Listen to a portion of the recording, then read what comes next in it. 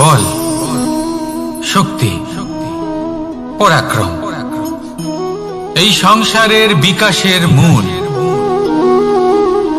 কিন্তু কখনো ভেবেছেন যে প্রকৃতি আমাদের এই বল, শক্তি, পরাক্রম কেন দিয়েছেন? যাতে আমরা জীবনে কারোর উদ্ধার করতে পারি, কাউকে সাহায্য করতে পারি, কারোর জন্য ভালো কিছু করতে পারি, কোনো গরিব অসহায় মানুষের জন্য কিছু করতে পারি, এই বল, এই শক্তির সদ্ব্যবহার করতে পারি। কখনো দেখেছেন এমন মানুষ যার কাছে অসীম শক্তি আছে, কিন্তু তার সাথেই অসম্ভব অহংকারও রয়েছে, যিনি নিজেকে সর্বশ্রেষ্ঠ বলে মনে করেন, খারাপ কাজও করেন। আপনি দেখবেন প্রকৃতি এবং মানুষ তাকে ভাঙতে সর্বদা চেষ্টা করেন। মনে রাখবেন, যতই সুবিশাল পর্বত হোক না কেন, তা যদি পথে পড়ে তাকে ভেঙে পথ প্রশস্ত করা হয়।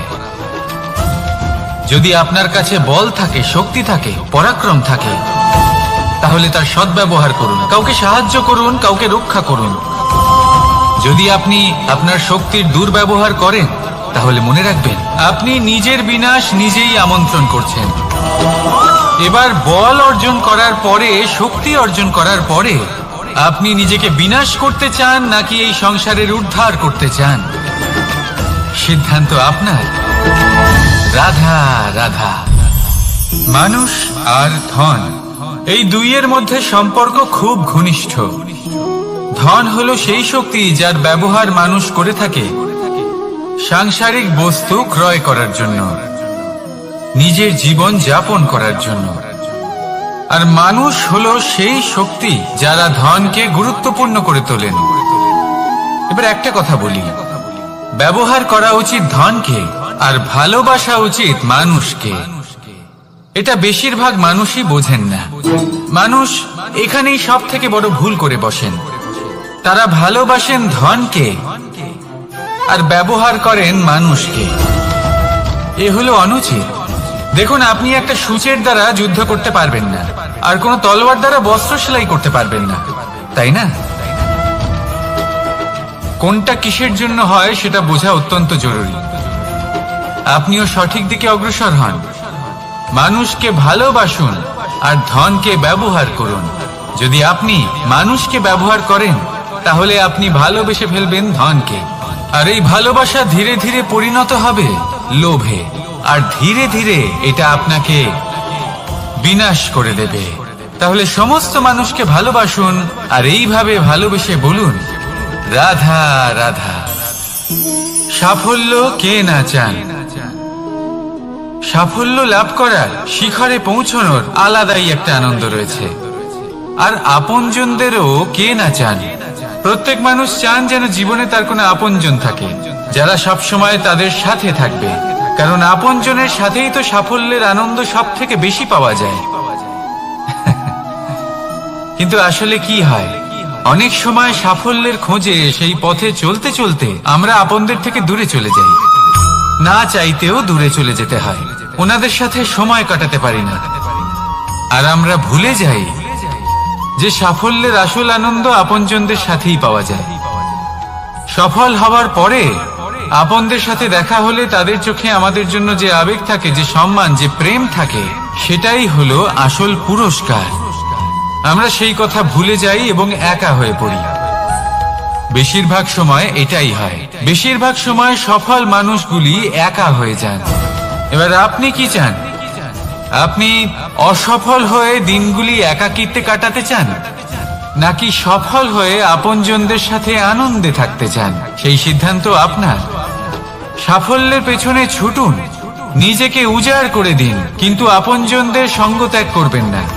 সেই আপনজন যারা আপনার সাফল্যের জন্য দায়ী, সেই আপনজন যিনি আপনার সাফল্যে আনন্দ পান, সুখ লাভ করেন, তাদের কখনো ত্যাগ করবেন না। আসুন আমার সাথে ভালোবেসে বলুন, রাধা রাধা। বাজ পাখিকে পক্ষীরাজ বলা হয়। বাজের আয়ু হলো মোটামুটি 70 বছর। এবার 40 বছর হতে হতেই ওদের পালক লম্বা এবং ভঙ্গুর হয়ে যেতে থাকে, ঠোঁট বেঁকে যায়, ডানা ভারী হয়ে যায়, অর্থাৎ আগের মতো উঠতে পারে না, সেই শক্তি থাকে না। এবার সেই বাজ কি করবে? বাজ সব থেকে কঠিন নির্বাচন করে, নির্বাচন নিজের পুনর্স্থাপনা। সর্বপ্রথম একটা বিশাল পর্বতে যায়, একান্তে নিজের এক বাসস্থান তৈরি করে, আর তারপরে পাথরের সাথে নিজের ঠোঁট বারবার আঘাত করতে করতে সেই ঠোঁট ভেঙে ফেলে।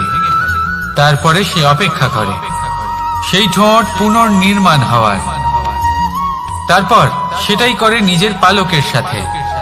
তারপরে নিজের ডানা থেকে এক এক করে ভারী পালকগুলো ছিঁড়ে ফেলে দেয়। আর তারপর 150 দিনের এই যন্ত্রণা সহ্য করার পরে ও ফিরে পায় নিজের উড়বার অনন্য ক্ষমতা, সেই শক্তি। আর তারপরে ও জীবনের পরবর্তী 30 বছর বাঁচে। কি বুঝলেন আপনি? যদি ইচ্ছে শক্তি থাকে তাহলে একজন দুর্বলও শক্তিশালী হতে পারে।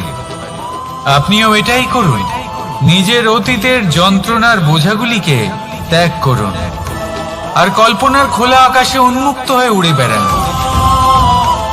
নিজের পুনর্স্থাপনা করুন, তবেই সর্বশ্রেষ্ঠ হতে পারবেন।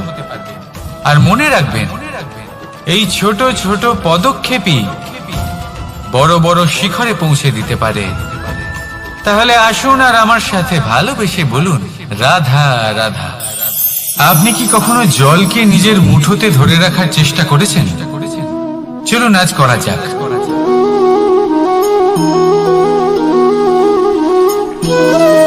যদি আপনি নিজের মুঠো জোরে বন্ধ করেন, জল ধরে রাখতে পারবেন না। যদি আপনি তাকে এমনি বইতে দেন, তাহলে ও নিজের পথ নিজেই করে নেবে আর আপনার হাতেও থেকে যাবে। আমাদের জীবনও হলো কিছুটা এরকম, জলের মতো। নিজের পথ নিজেই করে নেয় এই জীবন। প্রত্যেক সমস্যার সমাধান নিজেই করে নেয় এই জীবন। তাই জীবনে যখন কোনো পরিস্থিতি আমাদের প্রতিকূল হয়ে থাকে, কিছুই হয়তো আমরা বুঝতে পারছি না, কিছুই যখন বসে থাকে না, তখন আমরা হতাশ হয়ে পড়ি, নিরাশ হয়ে পড়ি। আর এটাই করা উচিত নয়। শান্ত মনে দেখতে হবে যে এই জীবনে আসলে কি ঘটে চলেছে। কষ্ট সবাই ভোগ করেন। কষ্ট পেলে কেউ রেগে যান, রেগে গিয়ে পরাক্রম দেখান। এটাই তো করা উচিত নয়। শান্ত মনে সেটাই করতে হবে যা জীবন আমাদের শেখাতে চাইছে। জীবন আমাদের সব শিখিয়ে দেবে, শুধু মনে রাখবেন কখন প্রয়াস করতে হবে আর কখন আমাদের প্রতীক্ষা করতে হবে, সেটা আগে আপনাকে বুঝতে হবে। তাহলে আসুন আমার সাথে ভালোবেসে বলুন, রাধা রাধা। ভগবান আর ভক্ত যখন এক আকার হয়ে যায়, যখন ভক্ত তার ভগবানের প্রতি এবং নিজের জীবনের উদ্দেশ্যের প্রতি সম্পূর্ণরূপে সমর্পিত হয়, তখন জন্ম নেয় ভক্তি। এই সংসারের সমস্ত আশা হয়তো আপনার সঙ্গ ত্যাগ করে দিতে পারে, তখনও ভক্তি সাথে থাকবে। ভক্ত আর ভগবান যখন এক আকার হয়ে যায়, তাদের মধ্যে কোনো পার্থক্য থাকে না। তারা এক হয়ে যায়, এক ব্যক্তিত্ব, এক অস্তিত্ব। সেই জন্য কখনো জীবনে যে কোনো রূপেই, যে কোনো প্রকারেই, যে কোনো ঈশ্বরকে মান্য করুন। মনের মধ্যে শ্রদ্ধা ভাব জাগ্রত করুন, মনে ভক্তি ভাব জাগ্রত করুন। এই সমগ্র সংসারে সব কিছু আপনাকে ছেড়ে চলে গেলেও তখনও এই ভক্তি শুধুমাত্র আপনার উত্থান ঘটাবে। তাই মনে ভক্তি জাগ্রত করুন আর আমার সাথে ভালোবেসে বলুন, রাধা রাধা। শব্দই হলো শূন্য, শব্দই হলো আরম্ভ, শব্দই হলো অন্ত, শব্দই হলো অমর, শব্দই হলো ব্রহ্ম। এই শব্দ হলো অত্যন্ত বিশেষ। কেউ কাঁদলে তাকে হাসিয়ে তোলে, কেউ হাসলে তাকে কাঁদিয়ে দেয়। কারোর মনে উদ্দীপনা জাগিয়ে তুলতে পারে, আবার কারোর মনে কাঁটা হয়ে বিঁধে থাকতে পারে। একটা অত্যন্ত গুরুত্বপূর্ণ কথা যা বোঝা অত্যন্ত আবশ্যক। আপনার মন, আপনার হৃদয় যতই শুদ্ধ হোক না কেন, যতই পবিত্র হোক না কেন, আপনার দৃষ্টিভঙ্গি যতই স্পষ্ট হোক না কেন, যদি আপনার কথা পবিত্র না হয়, যদি আপনার শব্দ শুদ্ধ না হয়, তাহলে তা আপনাকে আপনার কর্মফল ভোগ করতে বাধ্য করবেই। একটা সহজ উদাহরণ দিই। আপনার জীবনে এমন কেউ অবশ্যই থাকবেন যাকে আপনি পছন্দ করেন না, যিনি হয়তো অধর্মী মানুষ, যিনি হয়তো দুর্বুদ্ধি সম্পন্ন মানুষ, কিন্তু তার জন্য অপশব্দ প্রয়োগ করলে তার মধ্যে কোনো পরিবর্তন আসবে না, তার মানসিকতা বদলাবে না, শুধু মনে প্রতিশোধ স্পৃহা জেগে উঠবে, মনে হিংসা জাগবে, আর কিচ্ছু নয়। সেই জন্য নিজের শব্দকে নিয়ন্ত্রণ করুন, নিজের কথা সংযত করুন। শ্রেষ্ঠ থেকে শ্রেষ্ঠতর মানুষকেও সাবধানী হতে হয়, কারণ যদি এই শব্দের প্রয়োগ সঠিক না হয়, তাহলে আজীবন মানুষকে নির্বাক হয়ে থাকতে হতে পারে। তাহলে নিজের শব্দ নিয়ন্ত্রিত রাখুন, নিজের কথাকে শুভ করুন, এতে প্রেমবোধ জাগিয়ে তুলুন, আর সেই প্রেমবোধ নিয়েই বলুন রাধা রাধা। বরদান এবং অভিশাপ, এই দুই হলো একই মুদ্রার দুটি পিঠ। এই বরদান আমরা অনেক কারণে পেতে পারি, কখনো নিজের পরিশ্রমের কারণে, কখনো নিজের তপস্যার কারণে, কখনো আমাদের পূর্বপুরুষদের কর্ম ও তপস্যার কারণে। কিন্তু এই বরদান কতক্ষণ বরদান থাকবে তা আমরা নিশ্চিত করতে পারি না, তা সুনিশ্চিত করে শুধুমাত্র আমাদের কর্ম।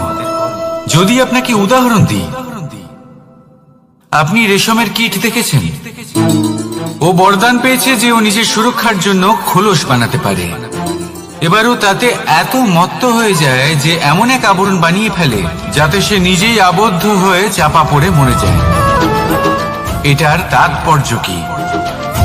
তাৎপর্য খুবই সরল। গর্ব করা খুবই ভালো, কিন্তু অহংকার করা কখনোই উচিত নয়। যদি অহংকার মনের মধ্যে প্রবেশ করে, তাহলে এই বরদান অভিশাপে পরিণত হতে সময় লাগে না। আর যদি কর্মশ্রেষ্ঠ হয়, তাহলে অভিশাপ বরদানে পরিণত হয়। তাহলে আসুন শ্রেষ্ঠ কর্ম করুন, আর আমার সাথে ভালোবেসে বলুন রাধা রাধা। সুখ, দুঃখ, মৃত্যু, মহামারী, এগুলো কখনো বলে আসে না, আবার জিজ্ঞাসা করেও আসে না। এমনই হয় দ্রুত ক্রীড়ার এই খেলায়। এক কারাগারের মতো, একটা মাকড়সার জালের মতো। যেমন একটা মাকড়সার জাল একটা পোকাকে নিজের দিকে আসতে আকর্ষিত করে, নিজের চমকের দ্বারা, নিজের গঠন দ্বারা। সেরকমই দ্রুত ক্রীড়ার এই খেলা মানুষকে নিজের দিকে আসতে প্ররোচিত করে। শেষে গিয়ে মানুষ আটকা পড়ে। পার্থক্য শুধু এটাই, যখন এক পোকা এই জালে জড়িয়ে পড়ে, তখন সে তার প্রাণ হারায়। মানুষ যখন এই দ্রুত ক্রীড়ায় আকর্ষিত হয়, সে নিজের মান, নিজের ধন সবকিছু হারায়, নিজের বিবেক হারিয়ে ফেলে। কিন্তু আপনি আপনার বিবেক কখনোই হারাবেন না। যদি আপনার মনে লোভ চলে আসে, আপনি লোভী হয়ে ওঠেন। যদি আপনি দ্রুত ক্রীড়ার এই খেলায় আটকা পড়েন, তাহলে মনে রাখবেন, এই খেলা থেকে ফিরে আসা প্রায় অসম্ভবই বলা যায়। নিজের বিবেক কখনো হারাতে দেবেন না, কারণ বিনাশ আসার প্রথম লক্ষণ হলো বিবেকের বোধ চলে যাওয়া। এই প্ররোচনায় কখনো পা দেবেন না। আর আমার সাথে ভালোবেসে বলুন রাধা রাধা। বিজয়, বিজয় লাভের জন্য মানুষ কি না করে থাকে, যে কোনো সম্ভাব্য প্রচেষ্টা করে। কিন্তু নিজের বিজয় লাভের জন্য বাজিতে যা ইচ্ছে তাই রেখে দেওয়া কি উচিত কাজ? কখনোই নয়। নিজের হারানো সম্মান, নিজের হারানো সম্পত্তি, নিজের হারানো অধিকার ফিরে পাওয়ার শুধু একটাই পথ রয়েছে, আর তা হলো পুরুষার্থ, দ্রুত ক্রীড়া নয়। যে মানুষ নিজেই হেরে গেছে, নিজেই নিজের জয়লাভ করার জন্য অন্য কাউকে কিভাবে বাজিতে রাখতে পারে? এ হলো সম্পূর্ণরূপে অনুচিত। অনেক সময় অনেক ধন লাভ করার জন্য, অনেক সম্পত্তি লাভ করার জন্য আমরা নিজের আসল ধন, আমাদের আপনজন, তাদেরকে হারিয়ে ফেলতেও প্রস্তুত হয়ে যাই। এটা একেবারেই উচিত নয়। যত বড়ই সংকট আসুক না কেন, আমাদের আপনজনদের আমাদের সাথেই রাখা উচিত। নিজের বিজয়ের জন্য ওনাদের বাজি রাখা ঠিক নয়।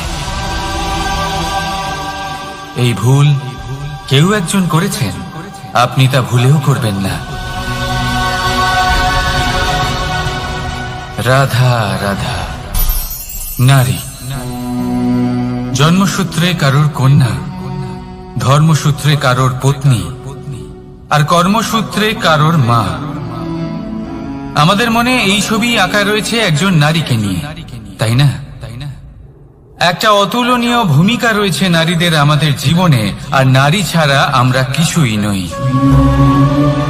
কিন্তু অধিকার, সেখানে আমরা একটা ভুল করে বসি। যখন নারী একজন কন্যা থাকে, যখন সে জন্ম নেয়, তখন তার ওপর অধিকার থাকে তার পিতার। আর তারপর যখন বিয়ে হয়ে যায়, তখন তার অস্তিত্বের উপর অধিকার থাকে তার স্বামী। আর যখন তিনি মা হন, তখন নিজেই তিনি জীবনের সমস্ত অধিকার দিয়ে দেন তার সন্তানকে। কিন্তু আমরা কি কখনো এটা ভেবেছি এই জীবন হলো তার নিজের? যে নারী সবার কল্যাণ করছেন, তার জীবনের অধিকারও তার কাছেই থাকা উচিত, তাই না? তার নিজের জীবনের সিদ্ধান্ত সে নিজেই নিতে পারেন, নিজেই নিজের ভাগ্যের রচয়িতা হতে পারেন। আর এর জন্য আমাদের নিজেদের পাল্টাতে হবে, দৃষ্টিভঙ্গি পাল্টাতে হবে। কারণ এই ধারণা সেটা আজ বা কালকের ব্যাপার নয়, এটা ঘটে চলেছে বহু বছর ধরে আর চলতেই থাকবে যদি আমরা এটা না বদলাই। আর এটা তখনই সম্ভব হবে যখন আমরা নিজেদের মধ্যে পরিবর্তন আনব।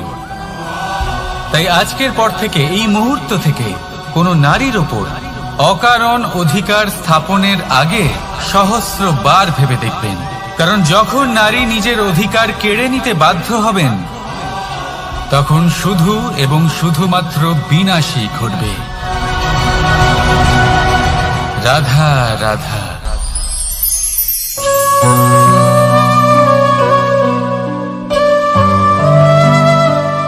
নারী, পুরুষরা যাকে নাম দিয়েছেন ত্রিয়া, কেন দিয়েছেন, কে দিয়েছেন, কেউ তা জানে না। কথায় আছে, পুরুষরা ভাবেন যে ত্রিয়া, ভাবেন একরকম, বলেন অন্য কিছু, আর করেন অন্য কিছুই। কিন্তু সত্যিটা কি এটাই? আসল সত্যি হলো এটাই যে ত্রিয়া হলো সেই চরিত্রহীন পুরুষ, আর কেউ নয়। সেই পুরুষ যারা নারীকে বলেন যে আপনি হলেন মা, আপনি হলেন দেবী, আপনি হলেন বোন। আর ভাবেন কি? ভাবেন যে এই নারী হলো আমাদের পায়ের ধুলো, আর কিচ্ছু নয়।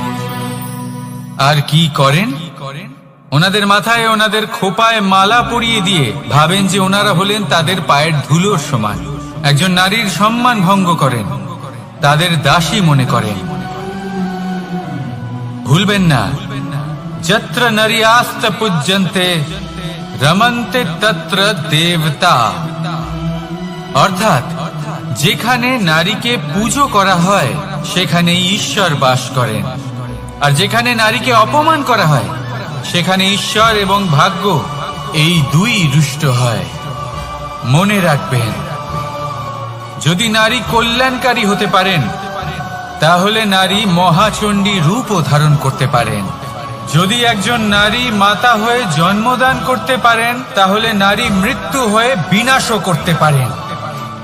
যেখানে নারী অপমানিত হবেন, সেখানে মহান ভারতও মহাভারতের পথে অগ্রসর হতে পারে।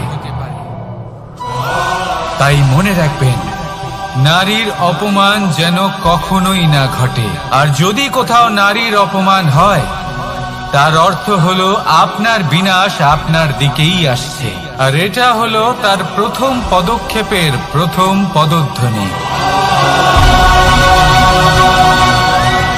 রাধা রাধা।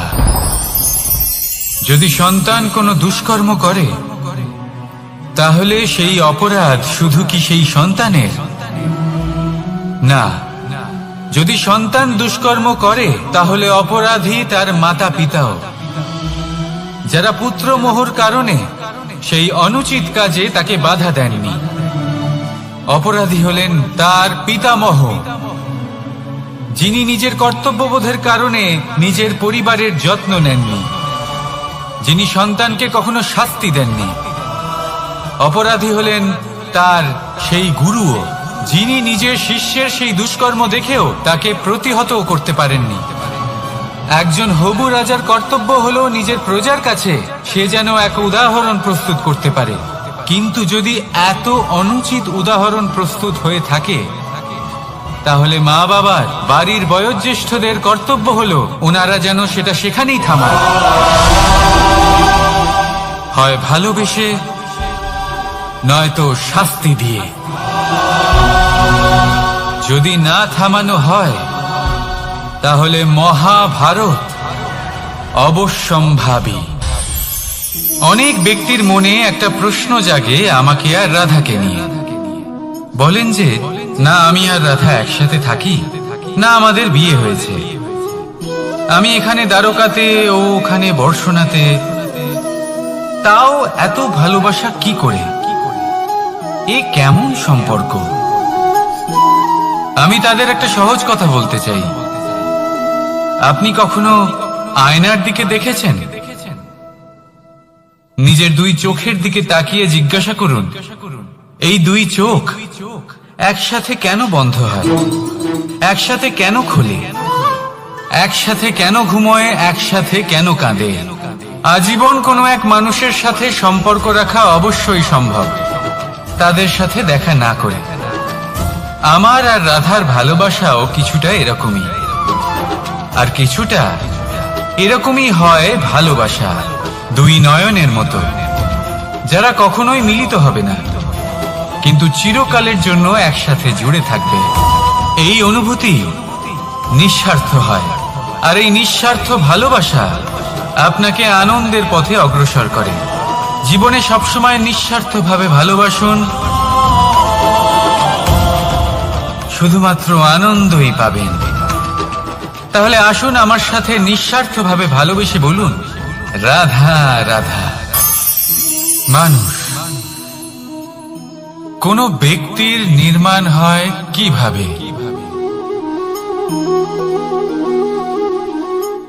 কেউ বলবেন পঞ্চতত্ত্বের দ্বারা, কেউ বলবেন আত্মা, দেহ ও চেতনার দ্বারা, কেউ বলবেন ঈশ্বরের কৃপার দ্বারা, তো কেউ বলবেন এই প্রকৃতির পরীক্ষার দ্বারা। না, মানুষের নির্মাণ হয়ে থাকে বিশ্বাস দ্বারা। ব্যক্তি তখনই গড়ে ওঠেন যখন ব্যক্তিত্ব থাকে, ঠিক কিনা? আর ব্যক্তিত্ব তখনই হবে আর সেরকমই হবে যেরকম বিশ্বাস আপনি নিজের উপরে রাখবেন। যদি আপনি মনে করেন আপনি বিষের ন্যায় হবেন তাহলে আপনি বিষাক্তই হবেন। যদি আপনি এটা মনে করেন যে আপনি অমৃতের ন্যায় হবেন তাহলে আপনি অমরই হয়ে যাবেন। যদি আপনি নিজের উপরে বিশ্বাস রাখেন যে আপনি সংসারের সব থেকে উঁচু পর্বতের শিখরে পৌঁছতে পারবেন তাহলে আপনি অবশ্যই পৌঁছবেন। যদি আপনার এরকম মনে হয় যে আপনি এরকম কখনো করতে পারবেন না তাহলে এরকম কখনোই হবে না। ভেবে দেখবেন, বিশ্বাসের মধ্যেই বিশ্ব বাস করে থাকে, তো আপনার অস্তিত্ব কেন করবে না? যেমন বিশ্বাস আপনি নিজের উপরে রাখবেন তেমনই আপনি হয়ে উঠবেন। সেই জন্য নিজের উপরে বিশ্বাস রাখুন, আর হ্যাঁ, ভালোবেসে বলুন রাধা রাধা। শত্রুতা, একজন মানুষ অন্য মানুষের সাথে শত্রুতা করে বসেন। দুজন ঘনিষ্ঠ বন্ধু, এমনও এক সময় আসতে পারে যখন এনারা একে অপরের শত্রু হয়ে ওঠেন। এর অনেকগুলো কারণ হতে পারে, কিন্তু মূল কারণ হলো আলোচনা। আগে হ্যাঁ, আপনি যদি কারোর বিষয়ে আলোচনা করেন তাহলে সে আপনার শত্রু হয়ে যেতে পারে। এবার মনে একটা প্রশ্ন আসতে পারে যে এটা কিভাবে সম্ভব হতে পারে? আলোচনা এটা তো অত্যন্ত জরুরি। যদি আমি নিজের বন্ধুর খারাপ কাজের বিষয়ে আলোচনাই না করি তাহলে সে শুধরবে কি করে?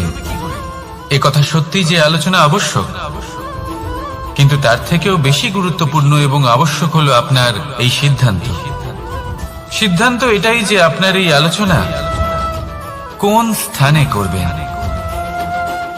যদি এটা সবার সামনে করবেন ভাবেন, তাহলে তা অপমানও হয়ে যেতে পারে। যদি এটা আলাদাভাবে করেন তাহলে তা পরামর্শ হয়ে যায়। অপমান কেউ স্বীকার করতে পারেন না, কিন্তু পরামর্শ সকলের ভালো লাগে। তাহলে যদি আপন কারোর জন্য ভালো কিছু চান, কাউকে শুধরে দিতে চান, আর আপনার মনে হয় আলোচনা আবশ্যক, তাহলে সর্বপ্রথম সময়, পরিস্থিতি আর স্থানের কথা মনে রাখবেন, নয়তো এই আলোচনা আপনাকে খুব ভোগাতে পারে। তাহলে আসুন আমার সাথে ভালোবেসে বলুন, রাধা রাধা। আপনার জীবনেও কি সমস্যা রয়েছে? অবশ্যই থাকবে। প্রত্যেকের জীবনেই সমস্যা থাকে। প্রত্যেক মানুষ জিজ্ঞাসাও করেন যে এই সমস্যা আসলে কি আর কেন আসে জীবনে। আপনাকে একটা কথা বলে দিই যে সমস্যা আসলে সেটা নয় যা আপনার পথে বাধা সৃষ্টি করে, বরং সমস্যা হলো সেটাই যেটা আপনি তখন দেখতে পান যখন আপনার একাগ্রতা আপনার পথ থেকে, আপনার লক্ষ্য থেকে সরে যেতে থাকে। আর এই সমস্যাগুলি দূর করার জন্য, এর সমাধান করার জন্য একটাই পথ আছে, নিজের সমস্ত ভাবনা আরো একবার একাগ্র করুন নিজের পথের দিকে, নিজের লক্ষ্যের দিকে। আপনার সমস্ত ভাবনা যদি কেন্দ্রীভূত হয় নিজের লক্ষ্যে, তাহলে এই সমস্যা দূরে থাকবে। যদি এরকম না হয়, যদি আপনার মন একটু অন্যদিকে চলে যায়, তাহলে এই সমস্ত সমস্যা আবার সামনে চলে আসে আর বাড়তেও থাকে। দেখুন, যেখানে আপনার লক্ষ্য রয়েছে, বাণ যদি সেখানেই চালাতে হয়, তাহলে দৃষ্টি তো সেদিকেই রাখতে হবে। তবেই তো আপনি সেই লক্ষ্য ভেদ করতে পারবেন। সেই জন্য মনে রাখবেন, সর্বদা লক্ষ্য রাখবেন নিজের পথে, সেই পথেই সামনে এগোতে থাকুন নিজের লক্ষ্যের দিকে। আপনি যত সামনে এগোতে থাকবেন এই সমস্যা তত পিছিয়ে যাবে। তাহলে আসুন আমার সাথে ভালোবেসে বলুন, রাধা রাধা। এই পাখিরা সত্যি খুব সুন্দর, আমার খুব ভালো লাগে। আপনি নিশ্চয়ই শুনে থাকবেন যে কিছু পাখির কাছে ডানা অবশ্যই থাকে, কিন্তু উড়তে পারে না। তারা চায় উঁচু আকাশে উড়ে বেড়াতে এবং মেঘেদের সাথে কথা বলতে, করতেই পারে না। এবার এই সংসারেও পাওয়া যায় ঘুড়িও।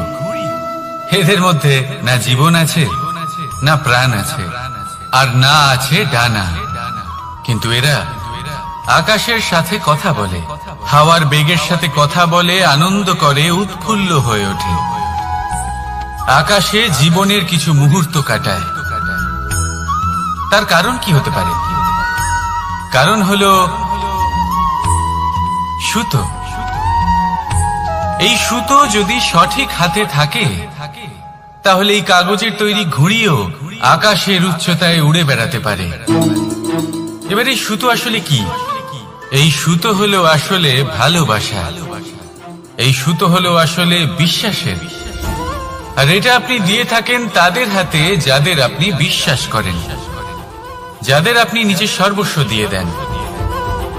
ভেবে দেখুন, এই ভালোবাসা আর বিশ্বাসের সুতো আপনি যদি সঠিক মানুষের হাতে দিয়ে দেন, তাহলে আপনি অনেক উচ্চতায় উঠতে পারবেন, আকাশের উচ্চতায় উড়ে বেড়াতে পারবেন, মেঘের সাথে কথা বলতে পারবেন, পাখিদের মতো উঠতে পারবেন, যা ইচ্ছে তাই করতে পারবেন। শুধু এই মানুষ সঠিক হতে হবে। এমন একজন মানুষ যার মনে আপনার জন্য ভালোবাসা রয়েছে, এমন এক মানুষ যার মনে কোনো স্বার্থ নেই, যিনি পরোপকারী, এমন একজন ব্যক্তি যিনি আপনার অস্তিত্বকে বাইরে নিয়ে আসতে পারবেন, তাকে উজ্জ্বল করে তুলবেন। তাহলে ভালোবাসুন, আনন্দ করতে থাকুন, আর এই আনন্দ সহকারে বলুন, রাধা রাধা। আমরা সকলে এমন ব্যক্তির সাথে থাকতে চাই যারা খুব মিষ্টি কথা বলেন, যাদের ব্যবহার আমাদের ভালো লাগে, যারা দেখতে সুন্দর হন, যাদের আমরা পছন্দ করি। আর সব সময় এমন ব্যক্তির থেকে দূরে থাকতে চেষ্টা করি যাদেরকে আমরা পছন্দ করি না, যাদের কথা আমাদের খারাপ লাগে, যাদের কথা একটু কঠোর হয়। আমরা সব সময় চেষ্টা করি এদের থেকে দূরে থাকার, ঠিক কিনা? কিন্তু যদি বাস্তবটা দেখি, তাহলে এই কঠোরতা জীবনে শান্তির প্রলেপ দেয়। ওষুধও একটু কড়াই হয়, কিন্তু এ কি করে? আমাদের সুস্থ করে তোলে। ঠিক সেইভাবেই ভালোবাসার এই অধ্যায় একটু কঠিন, একটু কড়াও মনে হতে পারে, কিন্তু এর ফল সবসময় আপনাদের স্বাস্থ্যের পক্ষে ভালোই হয়। সেই জন্য যদি কেউ আপনার নিন্দে করে, আপনাকে কড়া কথা শোনায়, আপনার ব্যাপারে আলোচনা করে, তার মানে এটা নয় যে সে আপনার শত্রু। হতে পারে তিনি আপনার বন্ধু হন, আপনার জন্য ভালো চান, আপনাকে শুধরে নিতে চান, আপনার মধ্যে কোনো পরিবর্তন দেখতে চান। সেই জন্য কখনো কারোর কথা শুনে বা কাউকে দেখে প্রাথমিকভাবে এই সিদ্ধান্ত নেবেন না যে তিনি আপনার শত্রু হন নাকি আপনার বন্ধু হন। এমনও শত্রু হয়ে থাকেন যে গুড়ের মতো মিষ্টি মিষ্টি কথা বলে আসলে আপনাকে বিষ পান করিয়ে দেবেন। আর এমনও বন্ধু থাকেন যারা আসলে নিমের মতো কড়া কথা বলেন, কিন্তু আপনাকে অমৃত পান করান। এদের মধ্যে পার্থক্য করতে জানতে হবে, কে আসলে শত্রু হন আবার কে আসলে মিত্র হন।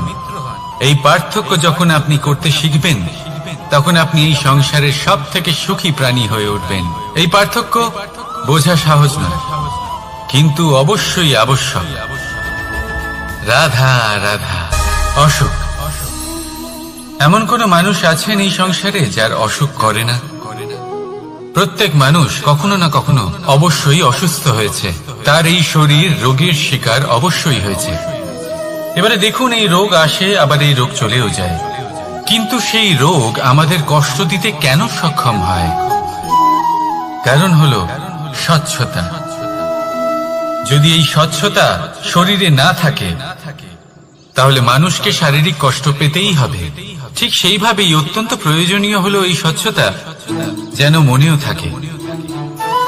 যদি এই স্বচ্ছতা মনে না থাকে, তাহলে মানুষ চারিত্রিকভাবে কষ্ট সহ্য করেন। এবারে নিবারণ কি হতে পারে? বড়ই সহজ এর উপশম। যদি রোগ শরীরে হয়, তাহলে সর্বপ্রথম স্বচ্ছতা বজায় রাখতে শিখুন, এই শরীরকে পরিষ্কার রাখতে শিখুন। বিচক্ষণতার সাথে এই রোগের সম্মুখীন হন, ভয় পাওয়ার কোনো দরকার নেই। ব্যায়াম করতে থাকুন, সব ঠিক হয়ে যাবে। সেইভাবেই যদি এই অসুখ মনে হয়, তাহলে কি করা যায়? সর্বপ্রথম তার আধারের উপরে নজর দিন। আপনার এই আধারই হলো আপনার আহার। যা আপনি আহার করবেন, সেরকমই মানুষ হয়ে উঠবেন। সেইভাবেই আপনি যেরকম ভাবেন, সেরকমই মানুষ হয়ে উঠবেন। সেই জন্য নিজের ভাবনাকে শুভ করুন, নিজের দৃষ্টিভঙ্গিকে শুভ করে তুলুন, সবকিছু সঠিক হবে। আপনার আমার সবার মধ্যেই এক রাক্ষস বাস করে, তার সম্মুখীন হন, তাকে পরাস্ত করুন। তাহলে এই রোগ সে শরীরেই হোক বা মনের মধ্যে, যদি সঠিক সময় তাকে আটকানো না যায়, তাহলে যে কোনো সময় তা মহামারীর রূপ ধারণ করবে। সেই জন্য সাবধানে থাকুন, সুস্থ থাকুন। তাহলে আসুন, আমার সাথে ভালোবেসে বলুন, রাধা রাধা।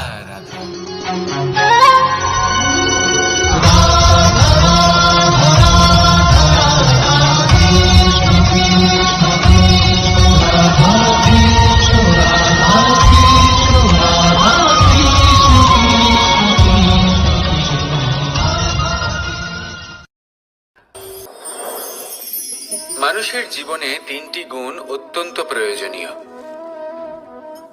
শ্রদ্ধা, বিনম্রতা যোগ্যতা। যদি জ্ঞান লাভ করতে চান তাহলে শ্রদ্ধার প্রয়োজন, যদি মান লাভ করতে চান তাহলে স্বভাবে বিনম্র হওয়া প্রয়োজন, আর যদি মনোবাঞ্ছিত স্থান লাভ করতে চান তাহলে যোগ্যতার প্রয়োজন। বিষয়টা সহজ। শ্রদ্ধা আপনাকে জ্ঞান দেবে, নম্রতা আপনাকে মান, আর যোগ্যতা উচিত স্থান দেবে। কিন্তু যদি আপনি এই তিনটি গুণ সম্মিলিত করেন তাহলে এমন কিছু লাভ করবেন যা এই সব কিছুর থেকে অনেক ঊর্ধ্বে। সম্মান। আর এ হলো সেই সম্মান যা প্রত্যেক মানুষের নিজের জীবনে লাভ করতে চেষ্টা করা উচিত, কারণ এই হলো সেই সম্মান যার কারণে আপনি চলে যাওয়ার পরেও এই সংসার আপনাকে ভালোবাসবে আর মনে রাখবে। আসুন আমার সাথে ভালোবেসে বলুন, রাধা রাধা। জীবনে গতি অত্যন্ত গুরুত্বপূর্ণ, মতিও হলো গুরুত্বপূর্ণ, এবং তার থেকেও বেশি গুরুত্বপূর্ণ হলো সঙ্গতি। একটা জলের ফোঁটা, তার মধ্যে গতি থাকে, প্রকৃতির মধ্যে তা লাভ করার ইচ্ছে নিহিত থাকে, কিন্তু এই যে সঙ্গতি তা নির্ধারিত করে যে এই জলের ফোঁটা ঝিনুকের মুখে পড়ে মুক্ততে পরিণত হবে নাকি বিষাক্ত সাপের মুখে পড়ে বিষে পরিণত হবে।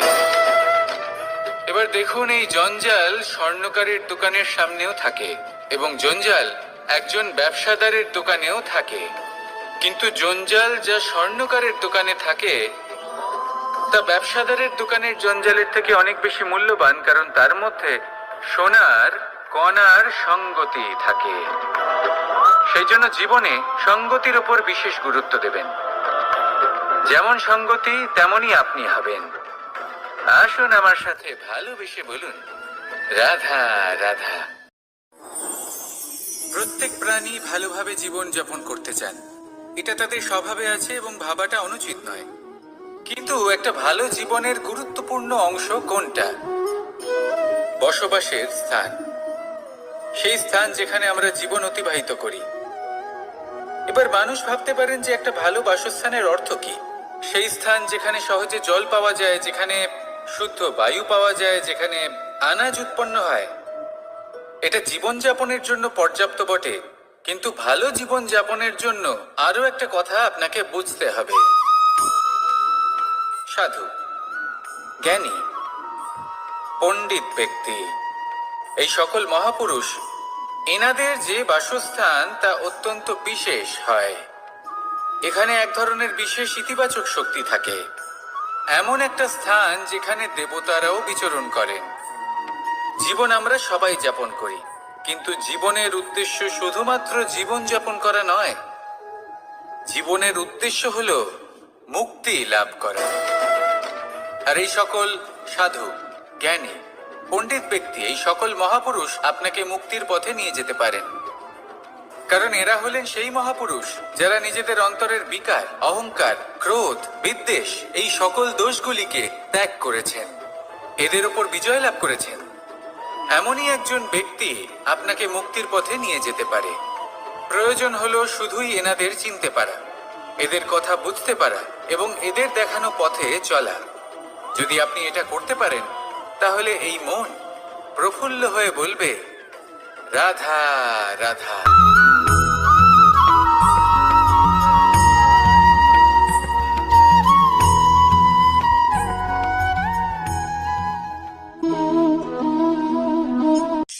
এই শুকনো পাতাটিকে দেখুন, নিষ্প্রাণ হয়ে পড়েছে। একটা গাছের ডালে ছিল, সেই গাছ ওর লালন পালন করত। যখন যখন বাতাস বইত, এই পাতায় কম্পন দেখা দিত, মনকে প্রফুল্ল করে তুলত। কোনো একদিন এই পাতা গাছের ডাল থেকে ঝরে পড়ে গেল। নিঃসন্দেহে ও নিজের স্বাধীনতা পেল, কিন্তু আস্তে আস্তে শুকিয়ে গেল, নিষ্প্রাণ হয়ে গেল। দেখুন, আমি এই কথা বলছি না যে স্বাধীনতা অনুচিত, কখনোই না। কিন্তু যে কোনো পরিস্থিতিতে স্বাধীন হতে চাওয়া এটা নিশ্চিত রূপে অনুচিত। আমরা যদি আমাদের জীবনে পরিবারের গুরুত্ব ভেবে দেখি, তাহলে এই পরিবারে যতই মতভেদ থাকুক না কেন, যতই মনোমালিন্য থাকুক না কেন, যতই বিবাদ থাকুক না কেন, এই সব মিটিয়ে নেওয়া অত্যন্ত প্রয়োজনীয়। সেই সবকিছু সমাপ্ত করা অত্যন্ত প্রয়োজনীয়। কখনো এই পরিবারকে ভাঙতে দেবেন না, কখনো এই পরিবার থেকে দূরে চলে যাবেন না। এই পরিবার হলো আমাদের জীবনের একটা অমূল্য সম্পদ, অমূল্য এক আশ্রয়, যা এই সংসারে হয়তো কোথাও আপনি পাবেন না।